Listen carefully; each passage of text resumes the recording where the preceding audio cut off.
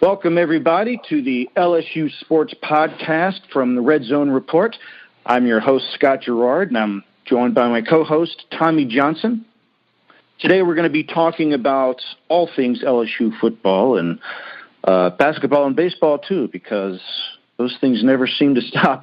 They go year-round. Before we get started, I wanted to go ahead and ask you guys to hit the subscribe button and follow us on Twitter at RZR LSU Pod. And check out the website at laredzzonereport.com. And if you like what you hear, then please leave a comment and let us know so we can give you some more good content. So I wanted to start out with football. It's off season, of course, but the news just never seems to stop. You know, it's year round. They just finished their recruiting season. But it seems to be that there's a lot of transfers and things like that going on. But LSU has to be in a good position right now, wouldn't you say, Tommy?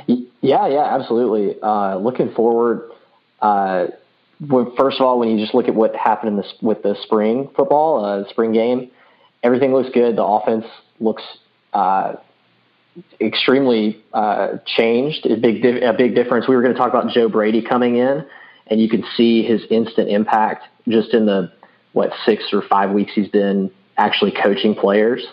You can see from the impact in the early like enrollees like Stingley and Apu-Ika. They both made big plays early in the spring game. I was actually there, so it was, you could feel the electricity. There's a lot of excitement. I think there's a lot of excitement from the fans and a lot of excitement from the players on the field. And then going in with, I think, did you see the preseason ranking so far? I think LSU was 4 in a preseason ranking I saw. So yeah, they were top 4. Yeah, that's what I saw too. So there's a lot of hype coming from within the program, within the LSU community, but also, getting some national recognition, which we've been kind of starved from preseason wise for the past couple of years. I mean, I don't think anybody expected LSU to have as good a season last year as they did. So it's a good feeling. Yeah, they pretty much had wrote LSU off, I think, just because of the brutal schedule that they had, starting out with Miami and then the SEC gauntlet that they had to face. But I would say LSU surpassed everyone's expectations, and they even found themselves in a New Year's Six bowl and won it, defeating the self-proclaimed national champions from last year. But I think Coach Ed Orgeron has done really well, and I know he has some high expectations, but he's entering his 3rd year, and he's got possibly a number 1 recruiting class coming off this great year. I think he just has to, like we were talking about with the offense, bring that, because LSU fans know well enough that you hear about the offense changing, and then, it just doesn't quite seem to live up to the preseason hype the last few years. But we're going to assume that Joe Brady is going to actually bring the change that they've been looking for. Yeah, I mean, if the spring game is any indication as to what we'll see, and I would tend to believe it is, because it'd be just a total waste of time if they didn't implement this. They didn't take a single snap under center. Both. Oh, wow. Yeah, both Joe Burrow and Miles Brennan, who were, on the respective, purple and white teams, all operated out of the gun. There was a lot of spread, some empty. You saw empty backfield, which you never see with LSU. And I understand why. LSU's consistently has some of the top running backs. You think about Darius Geis, Leonard Fournette, Jeremy Hill, and you want to give those guys the ball, but it's really you can't do it anymore. I think that the last the straw that broke the camel's back was when Nick Saban in Alabama and Lane Kiffin, when they brought Lane Kiffin in, and they decided to move from that I backfield, hand the ball off 2 downs, then maybe throw play action on the 3rd and see what happens. They moved to a spread that's what gave us Tua. And so it's just, you can't stay back in the 1990s. You got to move on, and you got to be able to compete and spread the ball out and really toy with defenses. Because it's almost like giving an SEC defense a break when then all season long they play against a spread out, never know where the ball's going to go offense, and then you play LSU, who's in the I backfield, and you just know it's going to go to the running back. It's been years in the making. I remember Orgeron tried his best. Right when he came in, he tried to shake things up. He brought in Matt Canada, and they did some new things. They introduced the jet sweep, and I think LSU is still going to use that to some degree. But maybe it was just a personality issue or something, because he was only here a year. I've always heard that they just didn't get along, and that was the main reason that it didn't work out. I don't think it was necessarily a system difference. I think it was a personality difference. Yeah. I think you're right. Yeah, and you don't want to have a tainted locker room just between coaches, because then it'll probably just trickle down. But yeah, we're bringing in Joe Brady from the Saints, and Burrow was kind of raving about it after the spring game, saying it's they're further ahead than they were last year at this time. Plus, now you have a second-year QB with Burrow, who already had his own experience before that. But I think maybe the expectations would be higher this year for Coach O, considering he has to build on the success from last year. No, I totally agree. I think that might be the biggest fear that I have for the season, is not necessarily that LSU will underperform in the sense on the field, but that they'll underperform expectations, because there's a lot of hype going in.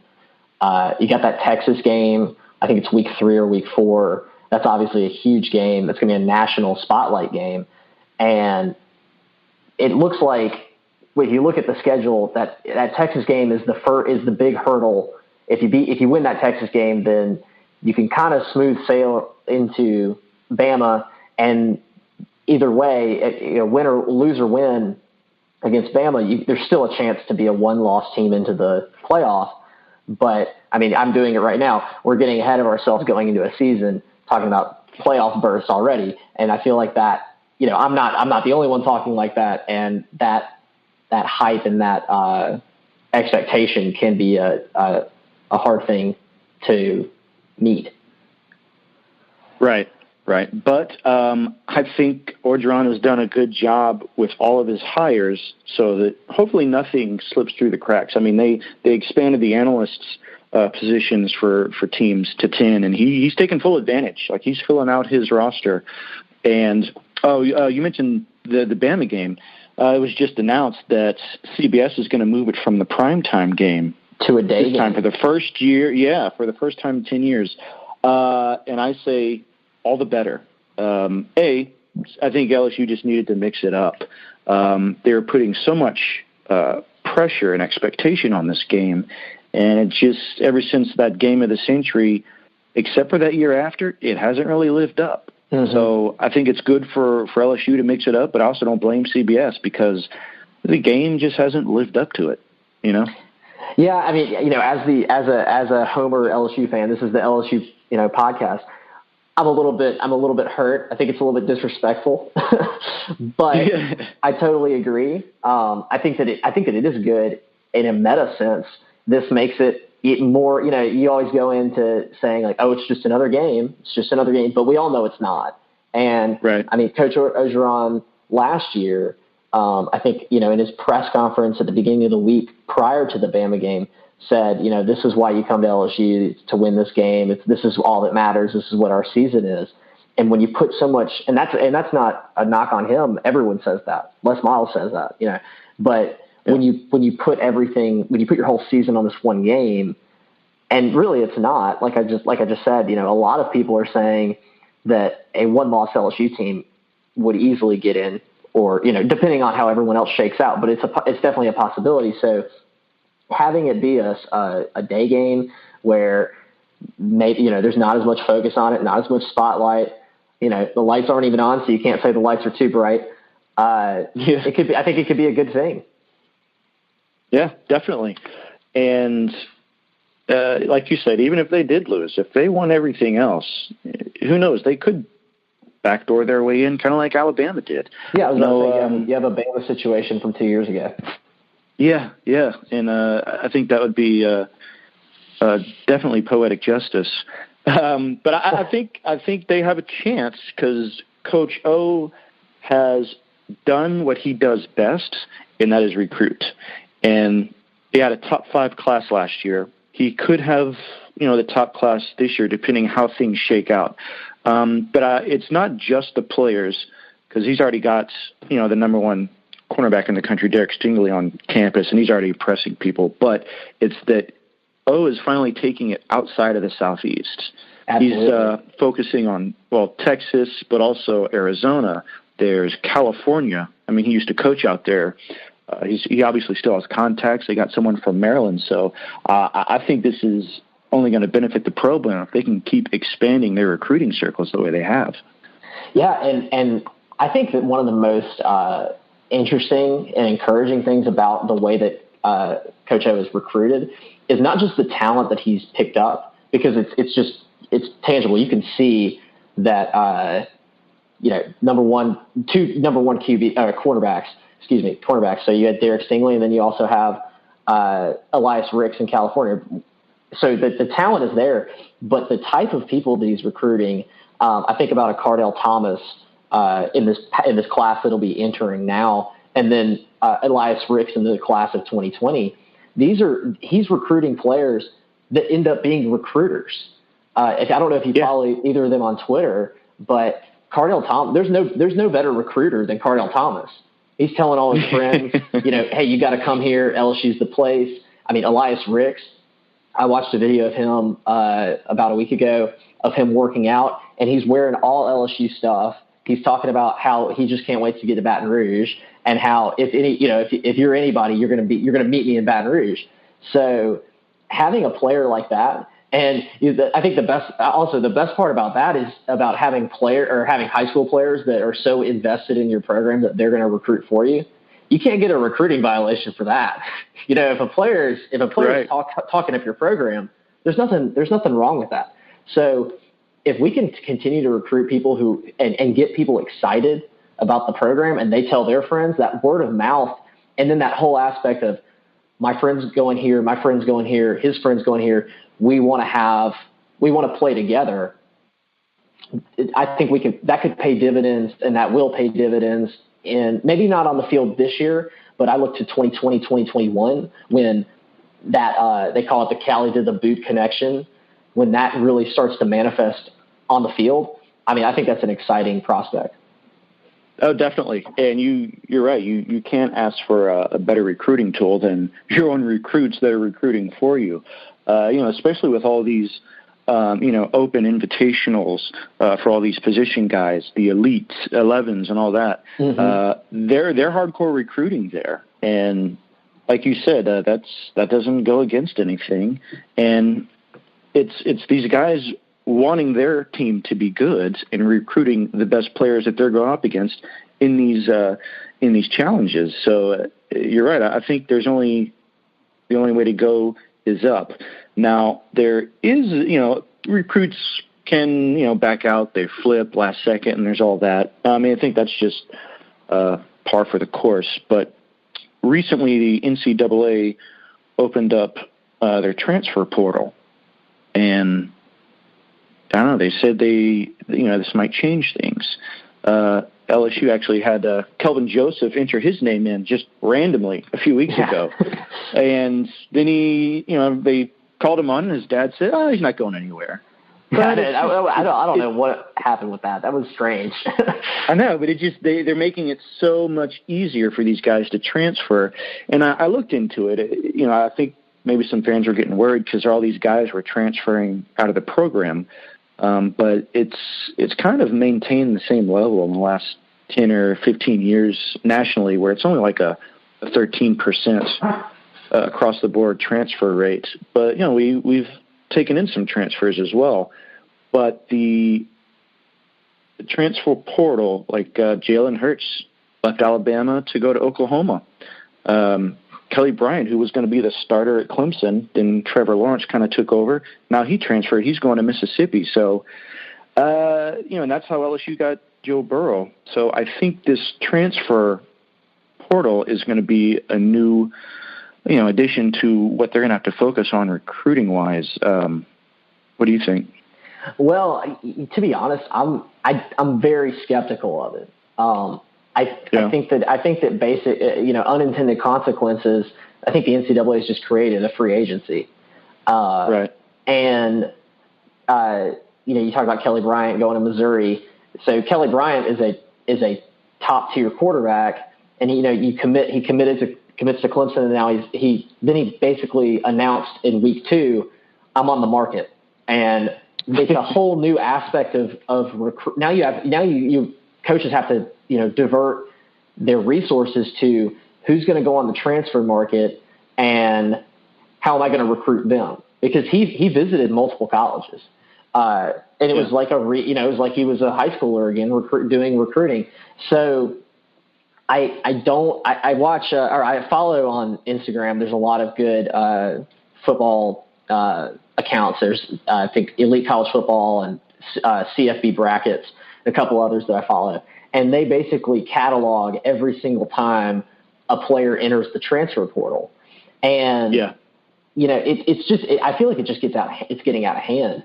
Did you see the thing about the guy from Texas, Brew McCoy? Oh, yeah. So he starts out at USC, enters the transfer portal, goes to Texas, and now enters the transfer portal again and is expected to go back to USC.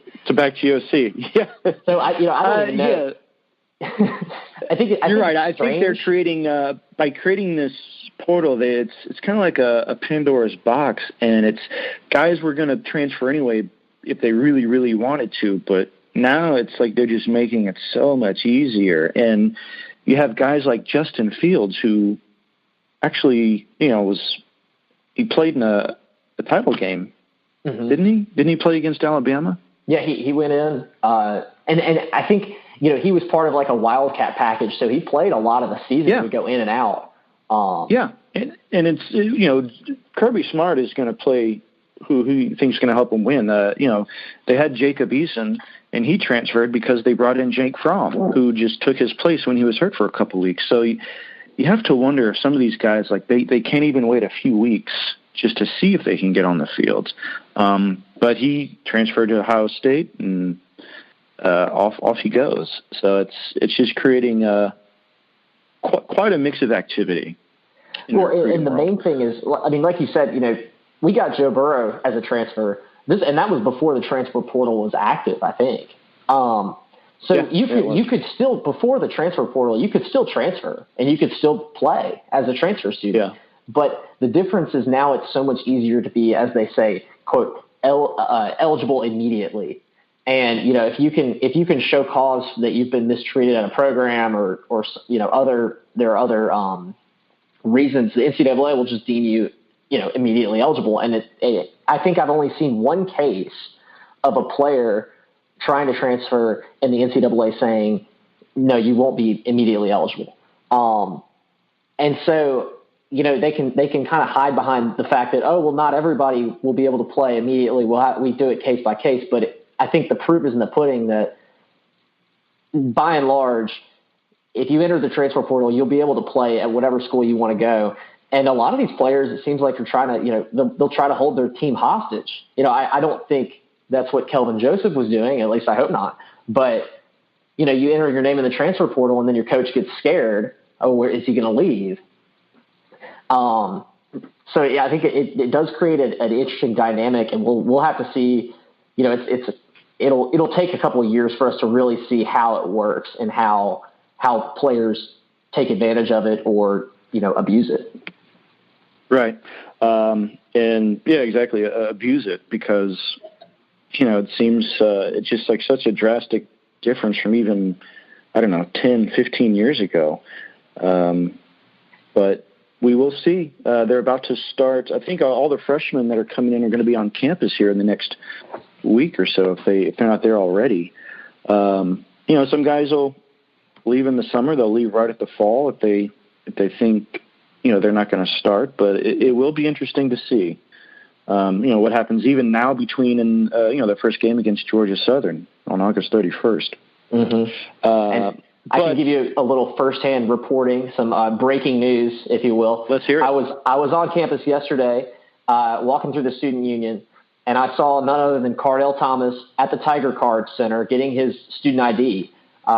Looks good, looks big, looks like he's ready to get on the field. So it's good to see him here, and I'm ready to see him, actually put on the uniform, because he was not one of the early enrollees like a Derek Singer. Right. So the first time we'll see him on the field will be in spring camp. Glad to hear he looks like a football player. Was he recruiting by chance while he was there? Well, you know what? He did have his little name tag with it, like the football. They give him all like lanyards with basically says I'm a football player. Right. He was not recruiting because I guess most of the players are or most high school players are not at the student union at LSU. But I don't know what he was doing on Twitter, so you never know.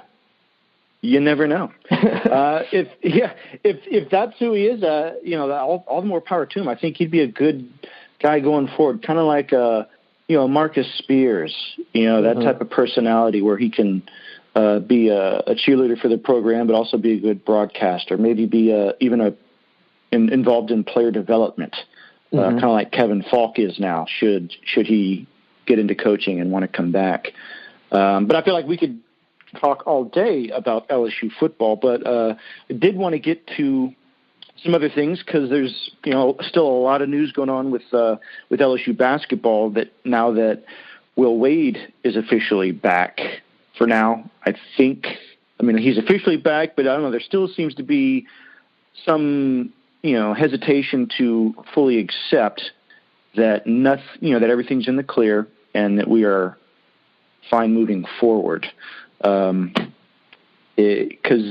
I don't know. I don't know if the trial is over, but Wade is back and he's recruiting, so things seem to be good, right? Yeah. I think for a while there will be a looming black cloud over Will Wade, and it's kind of when will the other shoe drop? But right. I think it's a good indication from the athletic department that Scott Woodward said, he's our coach. I support him until I hear otherwise. And as of right now, he hasn't heard otherwise. And Will Wade's still the coach. He's, like you said, he's recruiting, and he just picked up one of the top recruits in the country in Trendon Watford. Yeah. So I think that's a really good indication that those of us who know the inside of the program, those being recruited, have a great deal of confidence that he'll be there next year. Because I don't think Trendon Watford would commit and would choose LSU over the number one recruiting class at Memphis if he didn't have confidence that Will Wade would be his coach. Right. Yeah, you just wouldn't put yourself in that position unless you had pretty good indication. And the national media is going to say what it will. I know there was Pat Forty with Yahoo has put out something yesterday about how the governor had called to inquire about the Will Wade situation and updates about Javonte Smart, whether he would play or not. And he said, because Louisiana. Not really sure what he was referencing, unless he's talking about, old school Louisiana politics, but, perhaps the governor is just a fan of the sport, and he's, a couple miles from campus. So he's just calling to check in on his boys. So I'm like you. I still feel like there's some cloud until there's some complete exoneration from all this. But if you're Will Wade and you're the program, you keep moving forward until you hear otherwise, and that's what they're doing.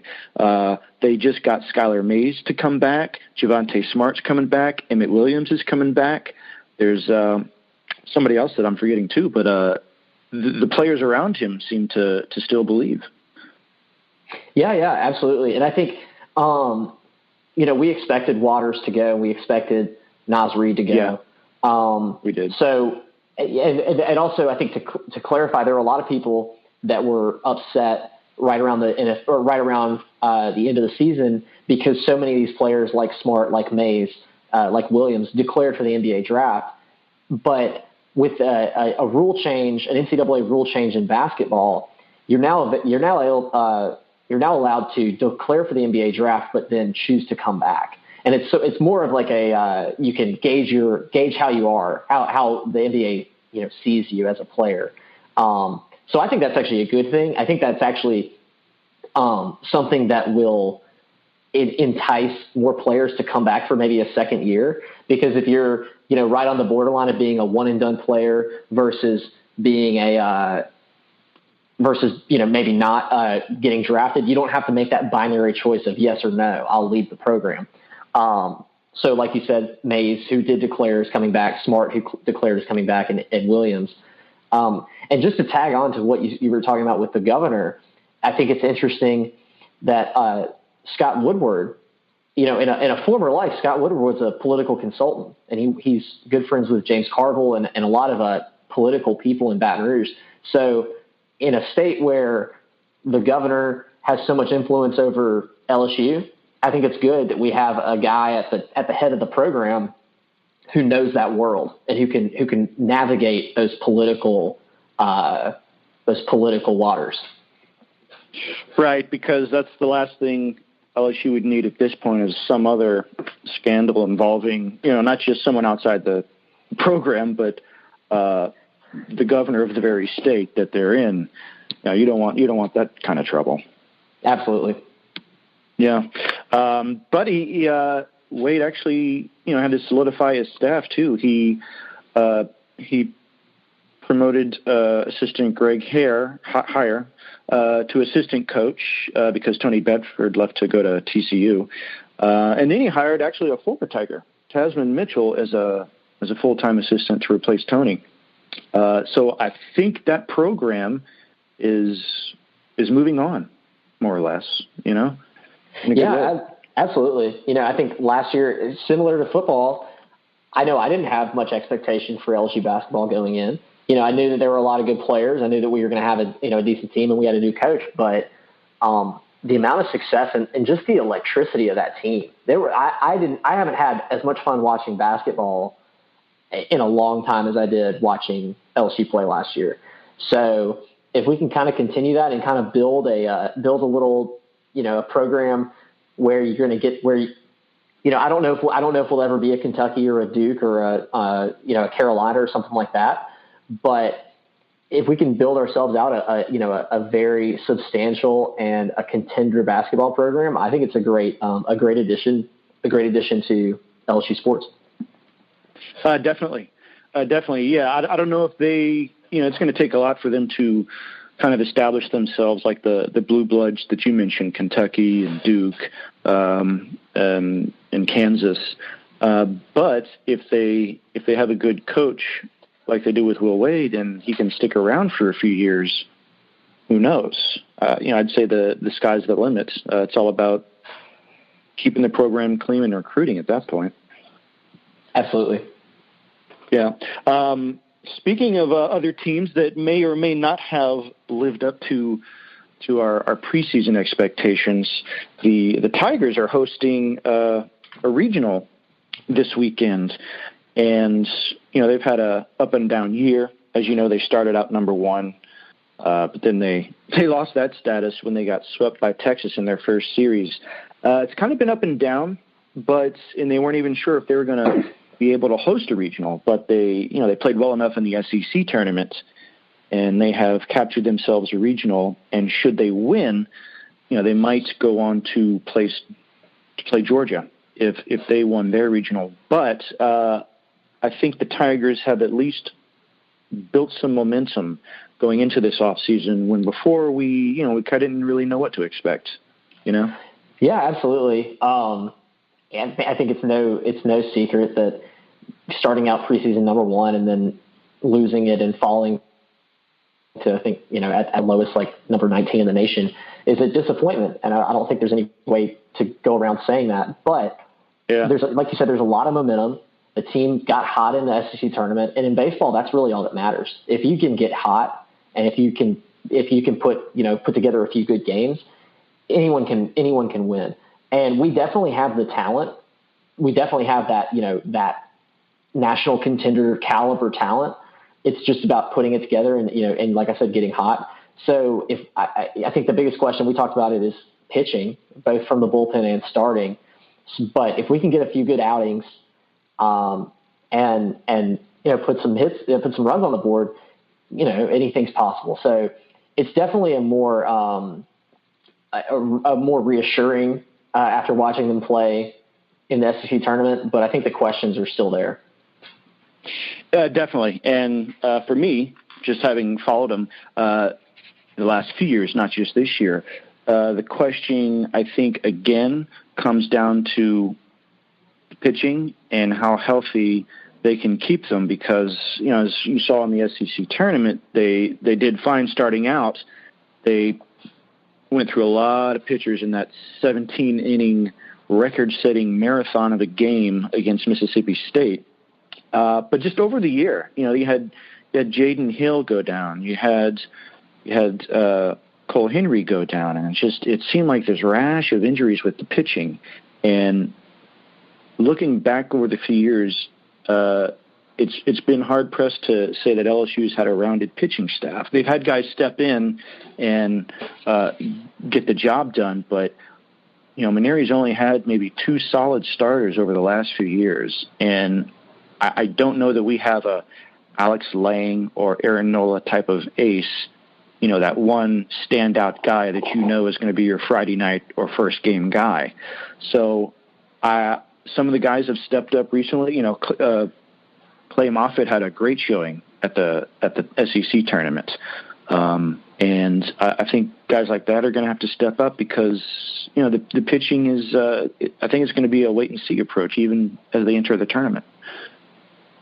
Yeah, I agree. I think that there's just, it's just the inconsistency too, the injuries, but also it's hard to prepare a pitching staff and kind of schedule out who's going to come in and relieve, what are our matchups against these hitters when you don't know, which Zach Hess you're going to get, or which, right. Yeah, are you going to get starting ace Zach Hess, or are you going to get ninth inning wild thing Zach Hess? Yeah, so it's just, I think that if we could put together some consistent arms, like I said, the sky's the limit. But we'll just have to wait and see. I'm excited about the regional. I'm glad we got into the regional. I'm glad we got our own regional, I should say. But I would be lying if I said, I'm booking my trip to Omaha right now. Right. I'm not doing that just yet. I might book a trip to Athens if LSU wins their regional and Georgia wins theirs, because I believe LSU would go to play Georgia because they were the higher seeds. But if LSU wins and Georgia does not, I believe LSU would then host a super regional, which would be a very nice surprise, because I don't think anything goes better than LSU baseball and hosting, regionals to get to Omaha. It seems to work for them. Yeah, absolutely. And I think that, we might also, it has been a down year. It has been a little bit of a disappointing year, but we might also want to temper our not expectations, but our thoughts on it, just because LSU baseball might be the only baseball program in the nation that has that culture of it's almost a pro team. It's almost treated like a pro team in Baton Rouge. And so it's still college kids. You still got, 18, 19, 20-year-olds trying to play what many would say is the hardest game to play. And especially the hardest game to play day in, day out, and the hardest game to be consistent at. I thought it was funny when Scott Woodward came on and he gave his little, state of the athletic department speech. He talked about how at most schools you have one revenue producing sport and it's football, but in Baton Rouge we have this crazy fascination with college baseball to where baseball is a revenue producing sport. So it is a little bit of a down year to LSU standards, but we're still in the regional. We're still hosting a regional, and I would say on a national scale, it's still a good year. Definitely. I mean, they're still they're a national seed. We weren't sure that was going to be the case, even a few weeks ago.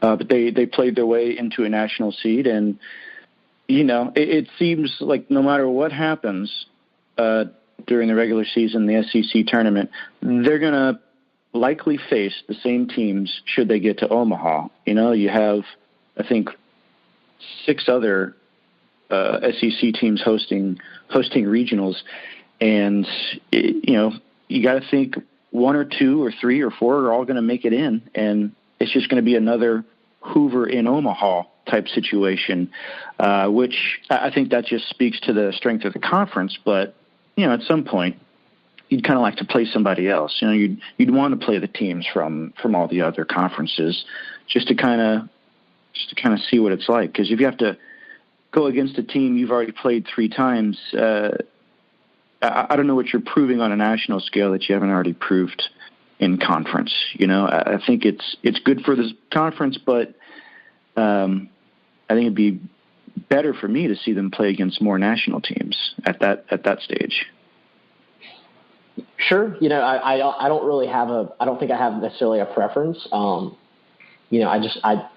think that I just want to see him in Omaha. I think that'd be great. I remember the 2017, watching that team. It was, that was a fantastic run. Or no, I'm sorry, not 2007, 2009. Yeah. Yeah. And so, if we can get back to that level, I think everybody'd be happy, regardless of who we play. But I do agree with you that, watching them play Vanderbilt and Georgia and Ole Miss and Mississippi State does get a little bit repetitive. So we'll just have to wait and see. Yes, we will.